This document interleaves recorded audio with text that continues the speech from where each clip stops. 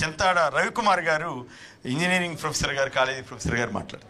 Kidney hospital అయితేనే, లేకపోతే Uddanam surface drinking water, Vamsadhara project, అలాగే ఆఫ్షోర్ రిజర్వాయర్, ప్రిమ్స్ మెడికల్ కాలేజ్, అలాగే అంబేద్కర్ యూనివర్సిటీ, ఈరోజు మూలపేట పోర్టు, ఇలాంటి ఏ కార్యక్రమం చూసుకున్నా, ఏ ప్రాజెక్ట్ చూసుకున్నా అది రాజశేఖర్ రెడ్డి గారైనా ప్రారంభించిన ప్రాజెక్ట్ అయి ఉంది, లేకపోతే మన జగన్మోహన్ రెడ్డి గారైనా ప్రారంభించినటువంటి ప్రాజెక్ట్ అయి ఉంది.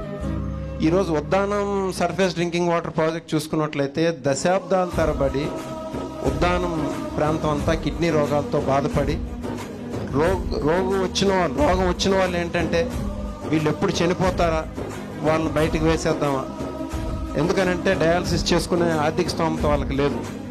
సో అటువంటి పరిస్థితుల్లో అదే ఒకే గవర్నమెంట్లో స్టార్ట్ చేసి 700 కోట్ల రూపాయల ప్రాజెక్టు మళ్ళీ అదే గవర్నమెంట్లో ప్రారంభించడం అనేది ఇప్పటి వరకు చరిత్రలో లేదు. సో అలాంటి మంచి వ్యక్తిని మనం ఎప్పుడు ప్రోత్సహించాలి. జగన్మోహన్ రెడ్డి గారు మరింత కాలం మనకు ముఖ్యమంత్రిగా చేయాలి. ఫైనల్గా